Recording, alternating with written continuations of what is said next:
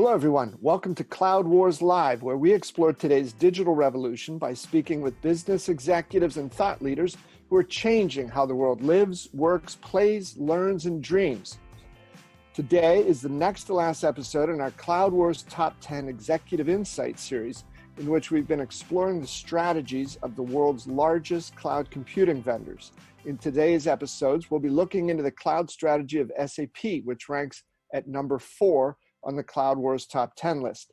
To gain this insight into SAP, we'll be sharing perspectives of two of the young leaders at SAP, who are also members of the company's executive board, Chief Technology Officer Juergen Mueller and Chief Operating Officer Christian Klein. They offered their insights during recent conversations I had with them at SAP's Sapphire Now event in Orlando. And first we'll hear from CTO Juergen Mueller and then from COO Christian Klein. Thanks for being here. So Juergen, so much going on this week for, the guy who's running all the technology operations at SAP, but it seems like one of the huge topics has been with Qualtrics and SAP, the X's and O's. How are you looking at bringing those two worlds together? Yeah, so it's a great acquisition, and we have a lot of topics that we are doing together. We have more than 80 use cases SAP internally, and of course, many more for integrating Qualtrics into our applications. And then also, as you saw today from Jared in the keynote, it's like the prefabricated applications that Qualtrics already have that also then makes it very easy to bring those together. From a technology perspective, in general, it's very easy to integrate Qualtrics because they have an API-first strategy anyway.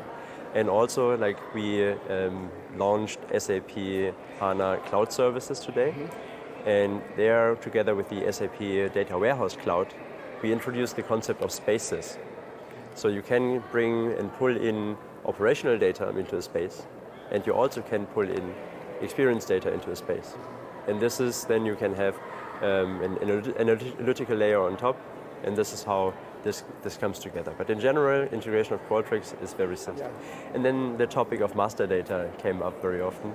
So how can we come to a fully aligned common data model?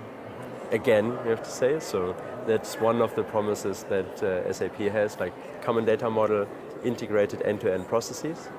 That is something we are working on, and we're very excited about that. It's new topics, new challenges for me and the team, but for me personally, many people are already working on it for quite a while. Very excited about that. And then we defined what we call technical guidelines, that now we have rebrought all technology assets together. And now what we can do is to really make them work in symphony and pivot the whole technology area into a business technology platform. And that, I think, also clarifies some of the at least perceived confusion that we would compete with hyperscalers, which is not the case. We defined, so it is a co-opetition. We define clearly what we think is differentiating for SAP and where we want to compete. For example, HANA. Yeah. We're fully committed to HANA. For example, now as analytics, fully committed to analytics. Machine learning in the enterprise context. Yeah, we offer it. We can do it better because we have the business context, we have the industry know-how. Customers allow us to use their data to doing that. Yeah. Juergen, what about these days? You hear everywhere the talk about the war for talent. Yes. So a company like SAP, you've got a huge demand for the types of things you're doing. How are people hearing about what you're doing? How do you stack up versus, people come in and say, geez, I want to go work for one of the brand new cool companies. How do those conversations go? My feeling, and of course that's a bit biased, is we had challenges, till three-ish years ago, because you would like to go to a Facebook and a Google and so on and so on and so on, work for the cool companies. But now what I feel and hear is that enterprise is cool. Yeah. Working for an enterprise company is cool. You can have a real impact. And I love visiting customers, and I'm super impressed with take just alone the design to operate process. So in a 3D CAD model, you design a part, then you need to figure out how can I really build this? And here, that's also an area where we partner regarding 3D models. And then you use Visual Enterprise, and it's an SAP component, where you like have a digital twin of this part throughout the whole life cycle. And then you need to figure out, okay, who can supply material for this? How expensive is it to build this? Do I build the materials? Do I buy it? Do I like partner?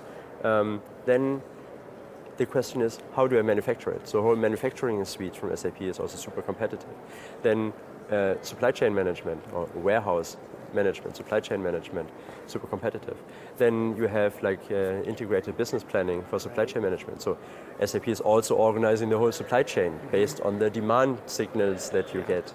And then up to like an operations phase, for example at Hanover Fair and also here we have like a booth for the supply chain digital manufacturing area where we have a valve and it's really in action.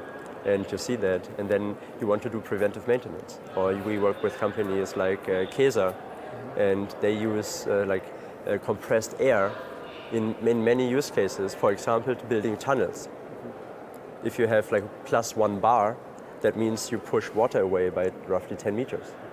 So you can have compressed air and basically walk through water, but it better doesn't fail, right? Yeah. Because so they seal the construction site and then can compress the air. But you want to continuously on a high frequency monitor the compressors. Otherwise, if that fails, your whole construction site is in danger. Yeah. And that's only one area out of many that SAP has.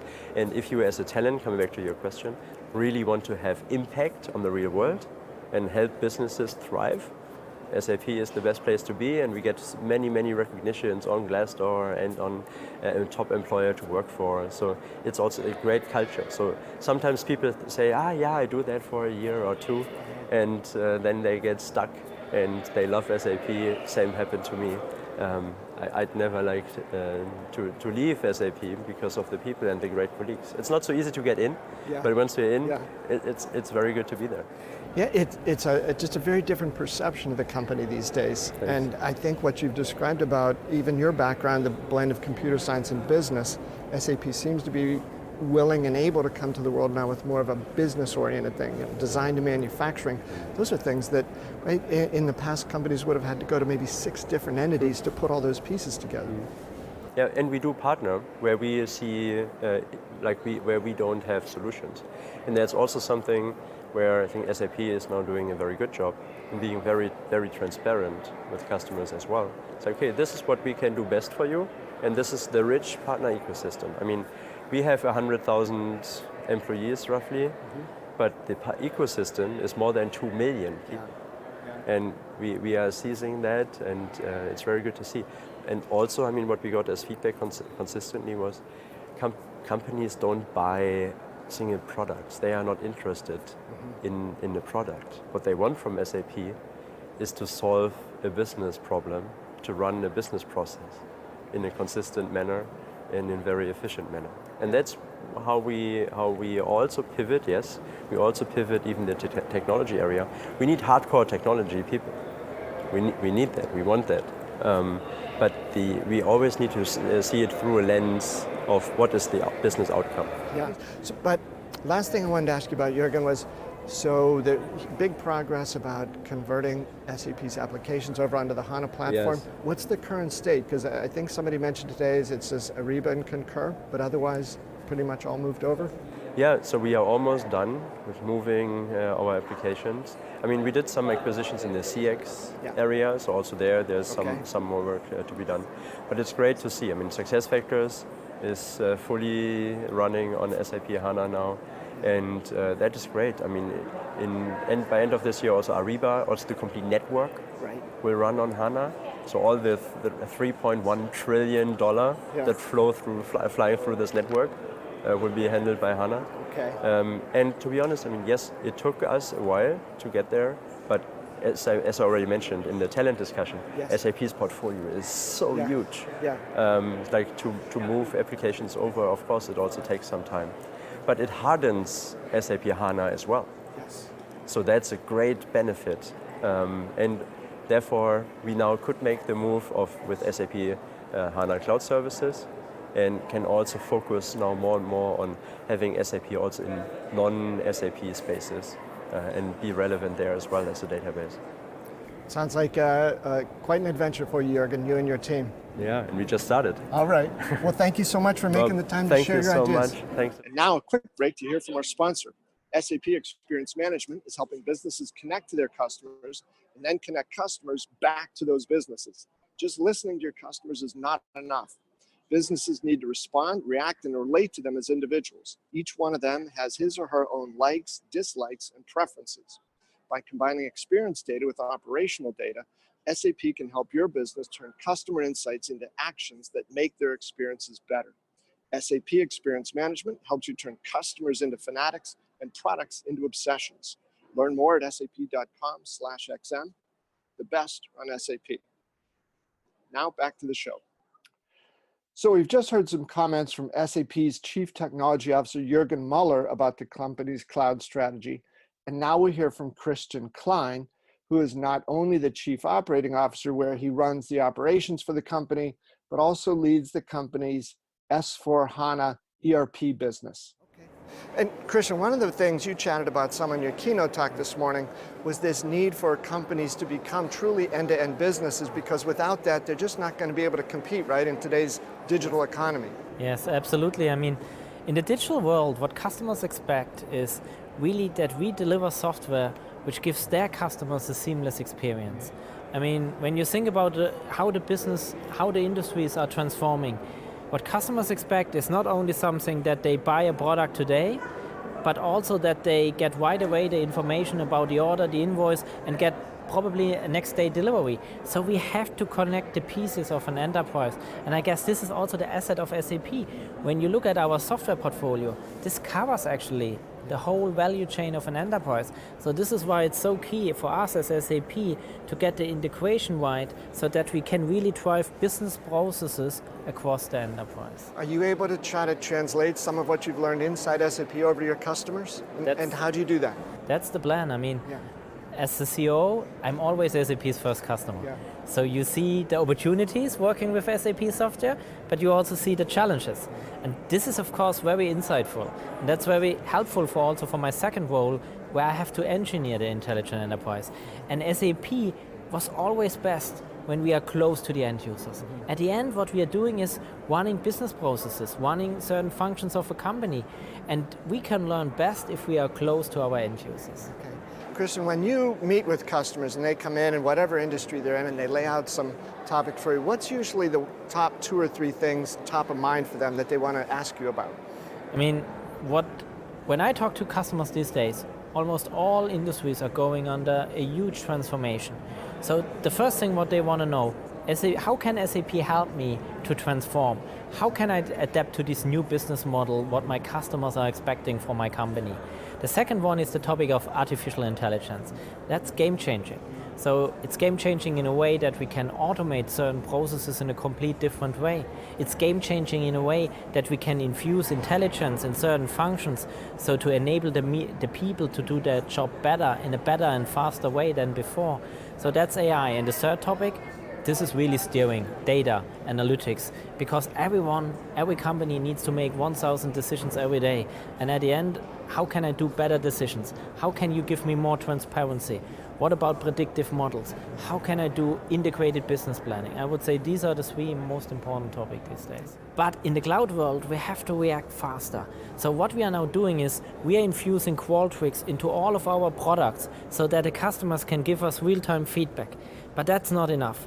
When you have this experience data, now I have to connect it to the operations, to the operational data inside SAP. So when there is feedback about features and functions, send it to product management. And he should also then work on an action plan and go back to the customer and said, hey, here's the roadmap, this issue will be fixed by then and then. Other one, he has maybe an issue around support, so that we also then connect right away the support people with the customer. And what's the reaction when you talk to some of your customers about this possibility, the potential of this? I mean, perfect. They obviously like it. They said, we want to instantly connect it with SAP. We like this notion of, the ability of giving SAP constant feedback on the fly, not waiting for the next survey. And what they also, of course, like, I mean, we see Qualtrics use cases over all industries where we can really whether improve the customer experience, the product experience, the people experience, the brand experience. And I would say this is a complete new category for SAP, but just now working with Qualtrics inside SAP, we found over 40 use cases we can apply inside SAP to drive this experience management. Well, you got those 40 in there, but it's funny because in some ways it was SAP that 40 years ago sort of invented the notion of sort of big, powerful, fairly rigid software that worked its way through, and now you're sort of flipping things upside down. In some ways, I believe you're redefining what the software categories are in the whole enterprise business to fit this new digital business model for your customers. Yeah, I agree, and in all of the business transformations, I'm involved inside SAP, but also talking to customers. At the end, it's all about customer and employee experience. When you're doing a massive S4 project, what do you want to achieve? You always have to think from a customer and an employee experience. And what better now to have this new category experience management so that you get really this constant input about how do your customers and employees feel to really then connect the operational data, the operational systems of SAP to this experience and optimize this experience for all of your stakeholders.